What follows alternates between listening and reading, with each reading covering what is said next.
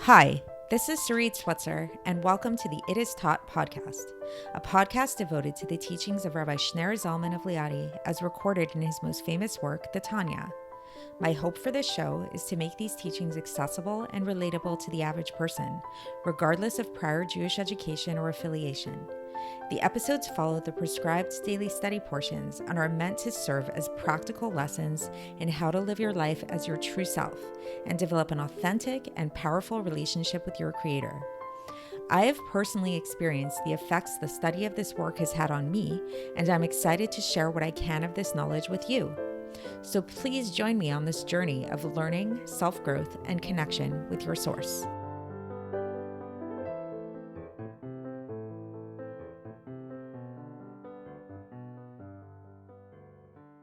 Hi, and welcome to the It Is Taught podcast. This is episode 476 for the 20th of Adar in a regular year.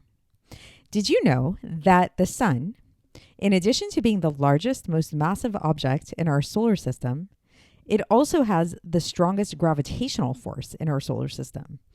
It pulls every one of the planets and everything else towards its center of mass. That's taken from a website called sciencefriday.com, by the way. So the sun is really, really powerful. We all know that. We wouldn't be able to live without the sun. The sun is responsible for not only our perception of vision of reality, it's also responsible for our very life. So we know that plants are dependent upon the sun for the sunlight in order to grow. And we know photosynthesis happens through the sunlight, and we as humans and animals need plants in order to eat and the oxygen that we get from the plants. So there's this interdependence that really can all be traced back to the sun. Now, the amazing thing about all of this is that the sun doesn't change from all of this. The sun is like this ever-giving life force that does not get diminished in any way by its giving. So this is in contrast to water. Water is a finite resource. And while it's unlikely that we're going to run out of water here on Earth for a variety of reasons, at the end of the day, it's theoretically at least possible because water is a finite resource. I mean, you can easily test this out. Like, you take a huge pitcher of water, and then as big as the pitcher is, you start pouring it into different cups. Eventually you run out of water. Versus sunlight, it's not gonna, you're not gonna run out of sunlight. So it's like, let's say if you have like a building and you start making windows in the building, and even if you made like 1 million windows in the building, you'd never run out of sunlight to go through those different windows, and even if it was like a room within a room within a room within a room, and each one was like the sunlight was going from one room to the other, the sunlight would still travel into each room as long as you made there be like a direct passageway for the sunlight to come through, and the sun does not change. So that's what's really amazing about the sun. Now, why are we talking about this today? Because today that's actually going to be the subject of our podcast, of our episode. So if you've been following along so far, then in the past little while in this chapter that we've been learning, and for context, we're still in the middle of chapter 35 of Likkutei Amarim, and today we're going to conclude that chapter. We've been talking about the advantage of physical mitzvahs over love and fear of God, over emotions in the heart. How there's something about doing actual physical mitzvahs that supersedes just merely feeling different emotions. You can go back and listen to the past couple of episodes to get caught up with that. But today, the focus of this take on this idea of the power of the mitzvahs is that the amazing power that the mitzvahs have is that just like the sun that overpowers anything that is in its way, anything that's in its presence, like nothing really in our solar system is more powerful than the sun, mitzvahs work in the same way against our bodies, against our animal instincts, against our nature. So that, so that when we're doing a mitzvah, the amazing thing about it is not just that the godly soul is involved in doing this mitzvah, which is obvious because the mitzvahs are the domain of the godly soul, but doing a mitzvah actually schleps the animal soul and the body along for the ride as well, to the point that the body and the animal soul don't have a choice in the matter, sort of like you could have like the darkest most gloomiest day in the middle of the desert or whatever, and then the sun comes out, then all the darkness eradicates. Everything gets exposed. Everything just, is subsumed in the light of the sun. And so it's a similar thing that when we do a mitzvah, then it's like everything reverses, like this battle, that we've been talking about. We had a different episode about rescuing the princess, rescuing the godly soul from exile that's trapped within the animal soul, that's trapped within the body. So here, everything reverses. When we do a mitzvah, the godly soul is calling the shots now. The sun, so to speak, is calling the shots now. The light is overpowering all the darkness. And towards the end of the section today, then the Alter Rebbe is also going to talk about this idea of how it is that just like how the sun doesn't change when it shines upon a multitude of different objects, so too when we're talking about the sun here, we're talking about the light of the Shechina. That's basically the divine indwelling of God that gets manifest when we do a mitzvah, or as we'll see, even when we have 10 Jews gather together. This is what's known as as a minyan. This is why going to a minyan is such a powerful thing for a Jewish man to do, because just by having an assembly of 10 Jews, then the divine presence rests upon these Jews. And even though there's 10 of them, it doesn't ultimately divide up the light of the Shechina. It's still one light, just like you can think of it, how it could be that that one sunlight shines into a building that has a multitude of windows. Like think of it like a huge building in Manhattan with let's say 100 floors or something like that, and each floor has 50 windows. I don't know. I'm just making up these numbers, and then the sun shines through all of those windows, and there's so much light that's coming into every single window. And so you could see that there's this multiplicity of the light through the windows, but it's really just one light. It's really the sun. The sun is not multiplicity in its own right. It's one light that gets manifest in this multiplicity of the different rooms. But it ultimately is, this doesn't take away from the fact that it's really just one light. So with all of that being said, let's get into the text and see how the Alter Rebbe breaks all of this down. So here we go. And again, for context, we're in chapter 35 of Likkutei Amarim, and we're going to be concluding chapter 35 today. So the Alter Rebbe begins, and he says that even though the actual being and essence of the animal soul, which is in his heart, comes from these negative character traits that we talked about, it's very selfish by nature and self-centered and self-oriented, nevertheless, this is able to, in this way, through doing the mitzvahs, is able to totally become subsumed in holiness, because we're basically schlepping it along. It's becoming subjugated to holiness. So all of these evil traits that are found within the animal soul that usually have this desire to do things that are just really selfish and self-serving, when a person does a mitzvah, their entire animal soul, together with all of these negative traits, are being schlepped along with it. And against their will, they say amen after a bracha, and they actually agree to do a mitzvah from these things, to go along and do a mitzvah. And how is this possible? How are we able to schlepp along our animal soul and our animal instincts to do this? Is because we talked about remember how the animal soul is seated in the heart and in the emotions. The godly soul is rooted in and seated in the brain. And innately, the brain actually rules over the heart. So we can control our heart. So ultimately, the godly soul actually does have this slight advantage in that sense, that the brain has this ability to rule over the heart. And these animal instincts at this time are actually in a way of exile and are sleeping. So it's sort of again, if we wanted to think about the smuggler, it's sort of like the smuggler is going across the border, and it's as if he hypnotized the guards or gave them a lot of alcohol for them to get drunk or something like that. We've sort of put the animal instincts to sleep and allowed the godly soul to rule in that time when we're doing a mitzvah. And thus, these animal instincts that we have, this animal soul, does not hold back. It does not prevent the resting of the Shechina to rest upon the body of a person at this time, because the power of the animal soul that is vested within the doing of this particular mitzvah, whatever mitzvah we're talking about, becomes totally subsumed in the light of God and totally unified with it with utmost unity.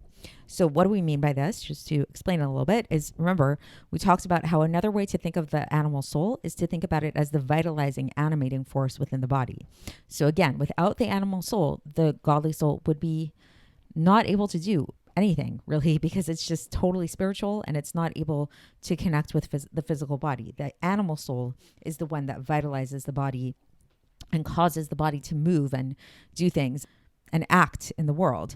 And so when we actually do a particular physical mitzvah, so like let's say you're lighting Shabbos candles, you're putting on tefillin, whatever it is, at that moment, there's a flow of blood in your body and there's an animating force that's causing you to pick up the tefillin, wrap it around your arm, whatever it is, or lift up the matches to light the Shabbos candles, whatever it is. So at that moment, the power in your hands or whatever part of your body is being utilized in the performance of this mitzvah. So the power that's infused in your hand or whatever part it is actually becoming totally connected to God completely. And not only that, but the Alter Rebbe continues and he explains how through the performance of these mitzvahs, not only does just this particular life force, whether it's in the hand or the feet going to perform mitzvah, whatever it is, become totally unified with God. Through the performance of this mitzvah, he actually draws down a radiance to the entirety of his animal soul that is found within the entire body and also to the body itself in a way of makif. So what is makif? Makif means an encompassing light. We'll explain this soon. From above the head until the feet. And then the Alter Rebbe quotes something which I believe is from the Zohar, where it says Shechina sharia al rishei, which means that the Shechina rests upon their head. So this is an allusion to why men need to wear yarmulkes, like we talked about before. And so what does this mean? The Shechina rests upon their head, so above their head. So it's specifically above, but not inside. And so too, the Alter Rebbe goes on and he says that this is the same idea that when there's 10 people that are assembled together, then the Shechina dwells upon this congregation of 10 people. So it's, again, this kind of like hovering above kind of thing, not in a more internal way. And final part of the section, so to explain what the Alter Rebbe is saying here is he says that when a person performs a physical mitzvah, a few things happen. First of all, their godly soul, which has 3 garments. They have the garment of thought, speech, and action. The garment of action in the godly soul is now able to connect with God in a way that it wasn't able to previously, where it's able to totally unified with him. Not only does the action garment of the godly soul unite in this way, the aspects, the power within the animal soul that is the vitalizing force within the animal soul that's allowing the person to do the mitzvah also becomes totally unified and one with God.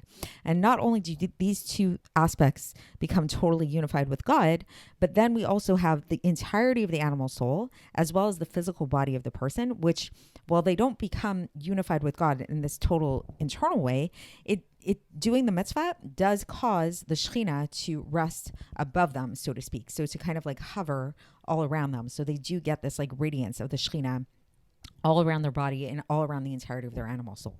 So, and now the Alter Rebbe ends this section where he says that this radiance of the Shechina, which is in a way of revelation of the Or Ein Sof, of the infinite light, is not called a difference, God forbid. So it's like, meaning to say that like we're talking about all these different ways that the radiance of God radiates within a person. So it's like there's the internal aspect of the godly soul, the external aspect of the godly soul, the part of the animal soul, which connects with the mitzvah. Like there's all these different ways that the Shechina radiates within a person in these different aspects. And so now the Alter Rebbe is saying here, you should not, God forbid, think that this is indicating that there's a difference within God's light itself. Like just because it may shine and radiate in a different way, there's no actual change or difference within him.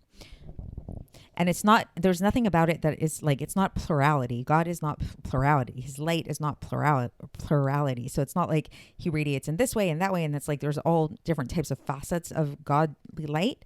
No. And the Alter Rebbe here cites the Gemara in Sanhedrin, page 39a, where a certain heretic approached Rabban Gamliel, and he said to him, he kind of like challenged him, and he said that you teach this idea that the Shechina rests on every assembly of 10 men, right? That we talked about that. And So if this is the case, how many Shechinas are there? Like there's the Shechina resting on this congregation, that congregation, each one of the congregations, and on this person and that person. Like it sounds like there's like a million different Shechinas, right? So then Rabban Gamliel replied, and he explained to him that it's just like the analogy of sunlight. So just like you can have like this, if you ever look at like stained glass window, for example, or even not stained glass window, just like a house with lots of different windows, it looks like there's like all these different rays of sunlight that are coming through. And yes, well, there's many different rays of sunlight coming through. It's all coming from one same sun. It's not like it's different suns shining in through each window. So that's the way that we can kind of think of this Shechina, is that it operates in the same way, that it's really just one thing, but it manifests in all these different situations in different ways. So that is the end of this section. And so just to recap and bring it all together and to try to bring it back to this analogy of the smuggler that we talked about before, is that again, so we're talking about, so basically like our goal is what we're trying to do is we're trying to bring godliness down into the world. We're trying to have the Shechina rest upon us. And so how do we do that?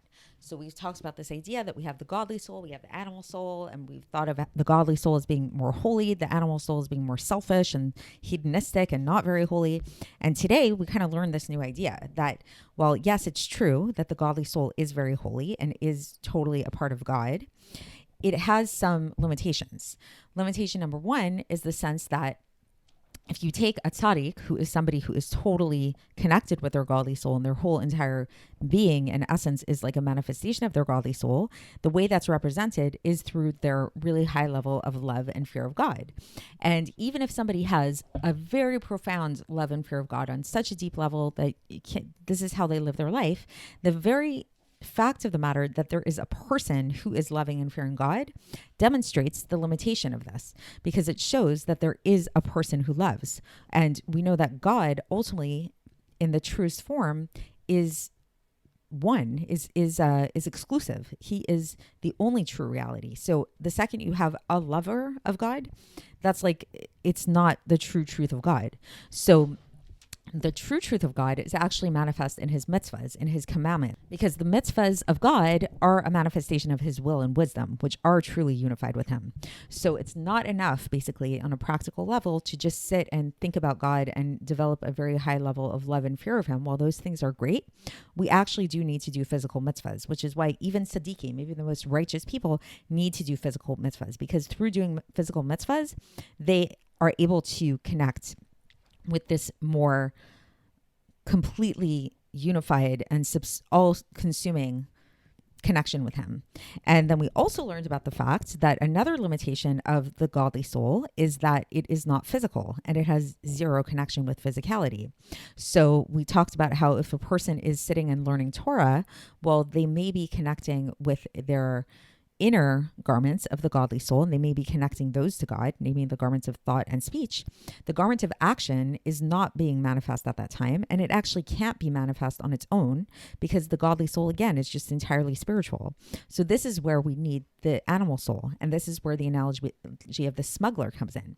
Because what is the animal soul? The animal soul is the animating force within the body that allows us to move and go through our lives and have the body not just be this corpse. And so through utilizing the animal soul to actually do acts of goodness in the world and do God's will. So we're basically smuggling godliness into the world, and we're bringing godliness down here into this physical body, manifest in our physical bodies. And this accomplishes a few things. First of all, now we're able to access this garment of action within the godly soul, and the garment of action of the godly soul is now able to connect with God in this all-consuming way. So too, the part of the animal soul that's directly involved in performing the mitzvah also connects to God in this total unified way where it becomes totally nullified within him. And not only that, but in fact, the entirety of the animal soul and the body, in fact, kind of get swept along for the ride. And so they too, well, they may not come to this level of connection where they become totally nullified to God in the same way. The radiance that when we perform physical mitzvahs, this causes a radiance to hover above them, hover about all around the entirety of both the animal soul and the entirety of the body. So it has this really profound effect. So that's the end of the section for today. And tomorrow we're going to move on to chapter 36, a very deep and intense chapter, one of the more famous chapters in Tanya, the subject of which is actually the purpose of the world. So big topic. So stay tuned and I will speak to you then. Thanks for listening to the It Is Taught podcast, hosted by Sarit Switzer. This podcast is dedicated in loving memory of my maternal grandfather, Avraham Yitzchak ben Binyamin HaKohen of blessed memory. Music by Shechina. If you enjoyed this episode and would like to support the show, please share it with others and subscribe on YouTube, Apple iTunes, Spotify, or wherever you listen to podcasts. And make sure to leave us a 5-star review. To find out more about the It Is Taught project, including more information on my soon-to-be published book, please visit our website, itistaught.com. To catch the latest from me, follow me on Facebook, Instagram, and Twitter. Looking forward to speaking with you tomorrow, and until then, have a great day.